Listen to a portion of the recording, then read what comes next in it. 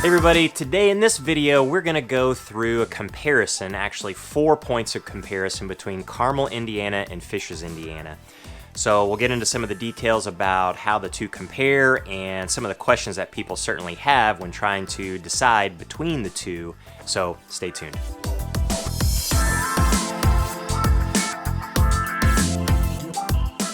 Hey everybody, I'm Jason Compton with the Compton Home Group. Welcome back to the channel. If it's your first time here to the channel and you want to know everything there is to know about Carmel, Indiana, Fishers, Indiana, or just the Indy Metro, then make sure you hit the subscribe button, tap the little bell so you're notified every time we do a new video, each and every week. Now we get reach outs from people all over the Indy Metro and all over the country with questions about places like Carmel and Fishers, but also about Indianapolis in general. So if you have questions at all about any of those particular areas, then make sure you reach out any way you know how, and we'll absolutely have your back with those questions. And we'll also have your back when you're making your move within Indy or to Indianapolis and the surrounding metro. So today we are comparing Carmel, Indiana with Fishers, Indiana. And the reason we're doing that is because these two cities come up so often. And when people are moving to Indianapolis, they're the ones when they're doing their research that seem to come up quite often. And even people here around the Indy Metro, there are a lot of people that want to move to Carmel or want to move to Fishers just because of a lot of things that they have to offer. Now, they are by no means the only places to live around Indianapolis. There are a lot of really nice places in Indianapolis itself, the city, and then also in the surrounding suburbs. Lots and lots to offer as far as schools, affordability, really nice places to live. But Carmel and Fishers come up often because they've got a lot of national notoriety. They've both been voted #1 place to live in the country, either by Money Magazine, US News, Town & Country, just a lot of different sources that have ranked them very high for really a good number of years now. So they do come up quite often. But Carmel and Fishers, they both do have some differences. And so we're going to run through a good number of those differences. And this by no means is a video that is meant to pump one up over the other or bash either one. They're both fantastic places. Neither one of them could be a fit for you. That's certainly possible. Both of them could be a fit for you. And then, of course, also, you might like one more than the other for a lot of different reasons. People have different things that they like about the place they live, and it's not the same story for somebody else. So let's get started on some of these. So the first thing about Carmel and Fishers are the schools. So, you might think, well, I don't have any kids in school, so I don't really care. Well, you should care because Carmel and Fishers, their school reputation is so incredibly high that it helps to keep the property values up. And it's always going to be a place that people want to be, especially with kids, because they want their kids to go to a really good school corporation. So even if you don't have kids, it's still going to affect you, especially if you go to sell a home in either of these places, because that's going to back you up quite a bit. Carmel is huge. It is the biggest high school in the state of Indiana. There are over 5,000 kids in the high school, but it's ranked every single year in the top 10 as far as schools are concerned. So for a school of its size, that is absolutely berserk. That is crazy how good that is. And Carmel is a city of about 100,000 people, pretty close to that. And so every single high schooler in that city goes to one high school, Carmel High School. So that might be okay for some to go to such a huge school, because there are some universities, colleges, especially some smaller colleges out there that aren't even that big. So when you're talking about a high school, that's incredible. And the competition there, the academics is fantastic, but the competition if you want to do things like with sports or let's say the choir or band, it'll be more competitive for you, and it might be a little bit more difficult to break in. Fishers, on the other hand, pretty close to the same size as far as the population is concerned for Fishers in general, close to 100,000 people, so it is still pretty big, but they've broken up into two high schools. There's Fishers High School and there's Hamilton Southeastern High School. Hamilton Southeastern High School is the older one. Fishers High School was opened back in 2006, but they're both close to the same size. They're both right around 3,000, a little bit more, maybe up to 3,300 kids, so they're still pretty good sized schools.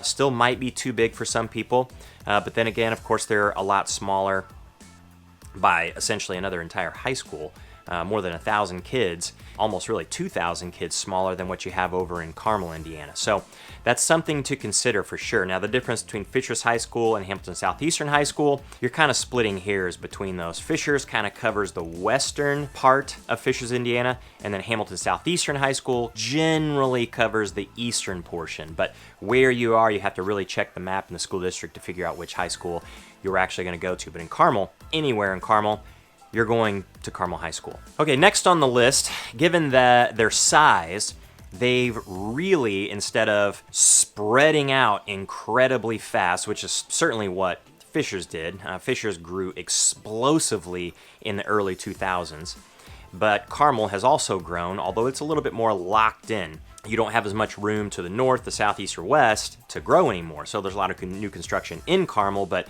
it's not really broadening itself like Fishers is out towards the east. But with that sprawl, a lot of times a suburb will get really, really spread out and very residential, except for a few shopping centers with grocery stores, things like that here and there, just to support the residential areas. But Carmel and Fishers, especially Carmel, has really led the way on this. They put a big focus on creating or developing what already existed, the downtown area, to kind of put a heart back into the city and a place for people to go, restaurants, shopping, and just kind of a hub for the entire city. So they both have that. Carmel and Fishers, they both have downtown areas.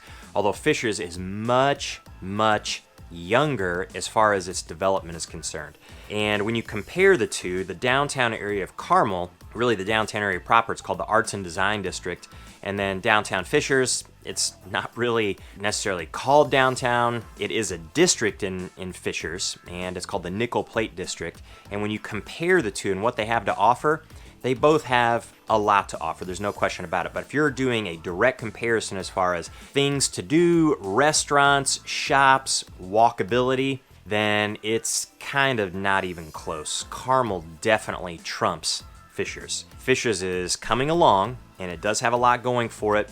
The downtown area, that Nickel Plate District, you can go there, park, and walk around. They have the farmers market there. They have some restaurants, not a tremendous number, and some shops, but again, not a tremendous number. A lot of the restaurants in Fishers, which really just was the biggest problem there, kind of opened in the yard just to the east side of I-69. Tons and tons of restaurants in there has kind of helped to solve the restaurant issue in that Nickel Plate District, or the downtown Fishers, if you will. And it's coming along here pretty nicely over the past couple of years. But Carmel has a lot more to offer. The Arts and Design District is much larger. It is extremely walkable. You can, of course, live in the Arts and Design District in either a townhome, a condo, or a single-family home, and you can walk to all of that, or you can pretty easily drive and very easily find, for the most part, a parking spot and then walk all over the place. Plus, the Monon Trail goes through the Arts and Design District, so you don't have to necessarily even drive to it. If you can get to the Monon Trail, you could drive to the Monon Trail, ride your bike, walk, run, and get to the Arts and Design District. Or if you live fairly close to the Monon Trail, you can bike to it. So if you live all the way up at 146th Street or even further north, even into Westfield to the north or south into Indianapolis, you can just bike a mile or two right along the Monon, and then you're right there in the Arts and Design District of Carmel. Over in Fishers, unfortunately, unless you live right there next to the Nickel Plate District, then you're going to have to drive to it. You could ride your bike to it, although it's just going to be a little bit more difficult because while it's become more biker friendly, it's a very high traffic area because of where that Nickel Plate District is located. It's close to 116th Street and I-69. That is a pretty big traffic corridor.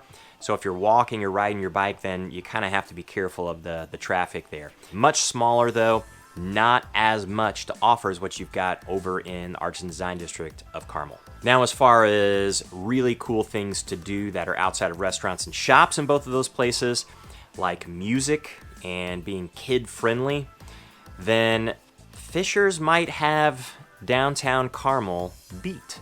So both are very family-friendly, but if you want to see live music, both of them have that during the summer. Really, quite often. Fisher's probably more often, multiple times during the week.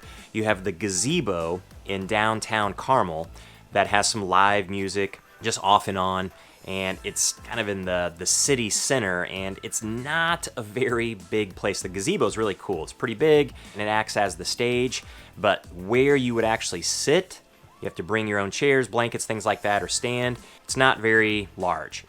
The amphitheater, the Nickel Plate District Amphitheater in Fishers, is incredible.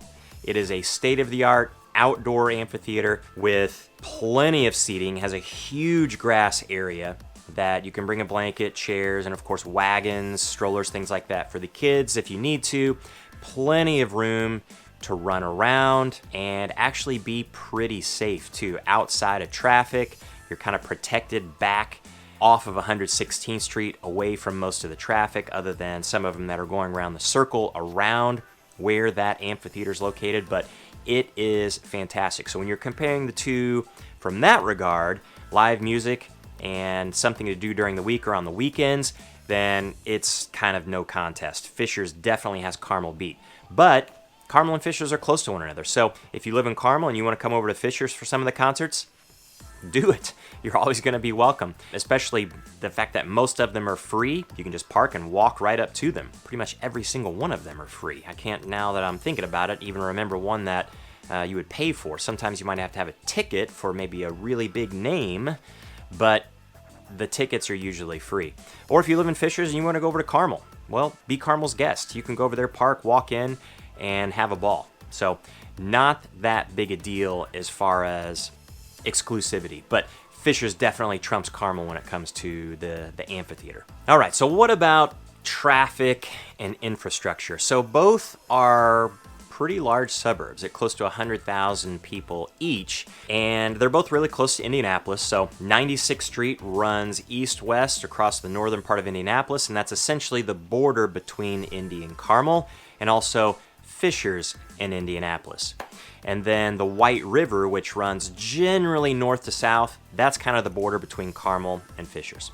So what's the traffic like through there? Well, they both have their hot spots. Carmel and Fishers both. I would say overall, especially if you compare the traffic in Indianapolis or Carmel Fishers to places like New York City or San Francisco or Seattle, Denver, then the traffic just isn't all that bad. But they do have their hot spots. I think Fishers probably gets a little bit more of a reputation for its traffic because I-69 goes right through Fishers. And like I said before, that kind of defines the western portion of Fishers and the eastern side, although that's not really official. They don't have names, East Fishers, West Fishers. It's just in everybody's head, that's kind of the dividing line. So you can get off at 96th Street, you can get off at 106, you can get off at 116th, you can get off at any of the roads further north until you get into, of course, Noblesville, but actually I-69 splits off into US 37, and that's also a fairly busy road. So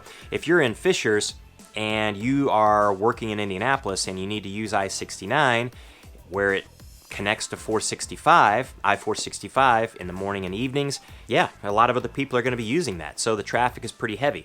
Usually it's moving unless there's an accident or a stalled car or something like that, which unfortunately can happen sometimes often. But that is the worst part of Fishers. 96th Street, 116th Street, 146th Street, those are east-west roads that go through Fishers. They can get pretty heavy too, but outside of rush hour, it's really not all that bad. So Carmel has US 31 that goes right up through the center, and that's kind of the main artery between Indianapolis and Carmel. And of course, if you're traveling during rush hour, then that could definitely be pretty heavy. Also, Keystone Avenue. Actually, Keystone Avenue and 96th Street, that used to be, up until here very, very recently, probably one of the worst intersections in the entire Indy Metro. When I was traveling, I would do everything in my power to avoid that intersection. I don't care if I was going east-west along 96th Street or north-south along Keystone. It was terrible most of the time. But it has since that intersection been modified to where 96th Street now goes under Keystone, and you don't have to worry about stoplights as much there or traffic jamming up. It flows pretty well. Now, it was a total nightmare actually getting to that point with all the construction, so you got a high traffic area and a lot of construction. Absolutely awful. So you would definitely want to avoid that area, but now it's not so bad. So both of them, I would say, are probably pretty equal with concerns with traffic. As far as the overall traffic in the city itself, Carmel is a little bit more dense than Fishers is, and that's because it's sandwiched right in there between Indianapolis and Westfield to the north, Zionsville to the west, and Fishers to the east. So with all of those other suburbs in Indianapolis together, it makes it a little bit more dense than Fishers. As you get out east in Fishers, it spreads out a little bit more. So it's probably, at least the feeling is one of less traffic. But I would say in general, both of them are fairly close and not a huge traffic concern for most people. Now, our last point here for this video is the nature. So, if you like to be outdoors or you want to find parks for your kids, just places to go during the week or on a weekend, how do the two compare? So both of them are pretty comparable. Honestly, they have lots and lots of small parks, although Carmel has Central Park and places like Cox Hall Gardens. So these are really big parks with a lot to offer, especially Central Park in Carmel. That is a fantastic place. You have the Monon Trail that actually goes right through there. You've got the Monon Center, which has basketball courts, a fitness facility, a pool, and then of course the big water park on the outside. Really, really incredible. If you go over into Fishers, lots of small parks, lots of unique ones too, like Flat Fork Creek way out in the east. That's essentially just kind of a nature park, a lot of trails, mountain biking, tree houses. It's a pretty neat place, and then you've got your standard playgrounds kind of all scattered through Carmel and Fishers too. But the big distinction probably between them is that Fishers has a few more nature preserves. So there's Ritchie Woods. You're also very close to Fort Harrison State Park, which is an incredibly nice park. Awesome place to go for hiking. The Fort Golf Course is there. It's just a great place. So Fishers has a little bit more to offer as far as that is concerned compared to Carmel, but both are really so family friendly that it's going to be pretty difficult to find a spot that is just devoid of any sort of park and something to do as far as that's concerned. So there you have it, 4 different points of comparison between Carmel, Indiana, and Fishers, Indiana. If you have questions about either of these two places or the Indy Metro at all, then don't hesitate to reach out, because we've got your back with those questions and got your back with your move. And until the next one, we'll see you later.